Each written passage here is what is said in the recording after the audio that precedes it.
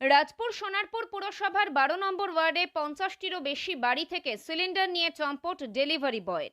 ঘটনার পর মাস তিনেক হতে চললেও গ্যাস অফিস এবং সোনারপুর থানায় জানিয়ে এখনো পর্যন্ত কোনো সুরাহা হয়নি। ফলে গ্যাস ব্যবহারের ক্ষেত্রে সমস্যার মধ্যে পড়েছে এসব পরিবারগুলি। একটিমাত্র সিলিন্ডারে কোনো রকমে রান্নার কাজ চালাচ্ছেন তারা। আমাদের এখানকার যে বাবলু নস্কর বলে একজন ডেলিভারি ম্যান ছিলেন প্রতাপনগর, সাঙ্গুর প্রতাপনগর গ্রামীণ গ্যাস সিলিন্ডার গ্যাস সার্ভিস কেন্দ্রে ইন্ডিয়ান্সের।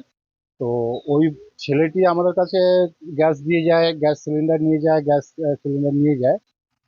কিছুদিন মানে মাস দেড় দুই আগে ছেলেটি একদিনকে এসে আমার বাড়ি, আমরা কেউ বাড়িতে ছিলাম না, আমার মিসেস ছিলেন, উনি অসুস্থ, হার্টের রুগী প্লাস আর্থারাইটিস।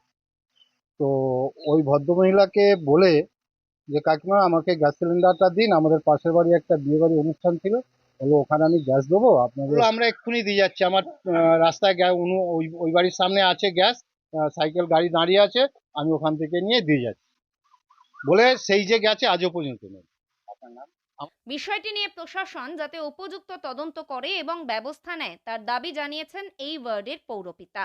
ঘটনার তদন্ত চলছে বলে জানা গিয়েছে পুলিশ সূত্রে। বাবু নস্কর নামে একজন ডেলিভারি বয় দীর্ঘদিন ধরেই এলাকায় গ্যাস দিয়ে যেত। সোনারপুর থানার প্রতাপনগর গ্রাম পঞ্চায়েতের সাঙ্গুরে ইডেনের গ্যাস অফিস থেকে তাদের সিলিন্ডার ডেলিভারি দেওয়া হতো। আমাদের সিলিন্ডার বাবলু নস্কর নিয়ে চলে গেছে। দুটো করে সিলিন্ডার ছিল। একটা সিলিন্ডার উনি প্রত্যেক মানে মাসে গ্যাস দিতেন। যখন আমাদের গ্যাস শেষ হয়ে যেত গ্যাস দিতে আসতেন। তা উনি বললো যে আমার খালি সিলিন্ডারটা একটু দরকার, দিলে আপনি যখন গ্যাস বুক করবেন আপনাকে ভরা সিলিন্ডার দিয়ে যাবে। এই বলে ফেব্রুয়ারি মাসের দিকে নিয়ে গেছে, এখনো দিয়ে যায়নি। এতে আমাদের খুব অসুবিধা হচ্ছে, একটা সিলিন্ডার গ্যাস শেষ হয়ে গেলে আমাদের খুব সমস্যায় পড়েছি।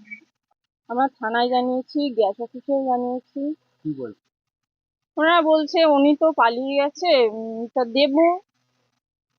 1300 টাকা করে চাইছে আমাদের কাছ থেকে, 1300 টাকা করে দিলে তারপরে দেবে বলছে।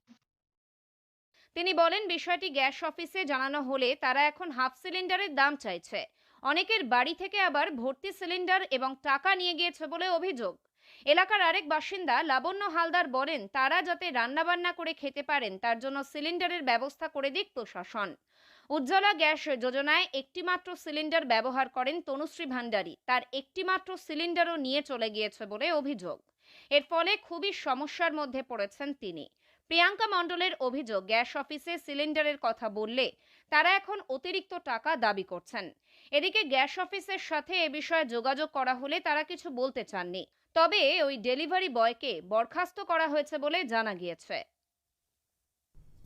দক্ষিণ 24 পরগনা থেকে সুমন সাহার রিপোর্ট, লোকাল 18 বাংলা।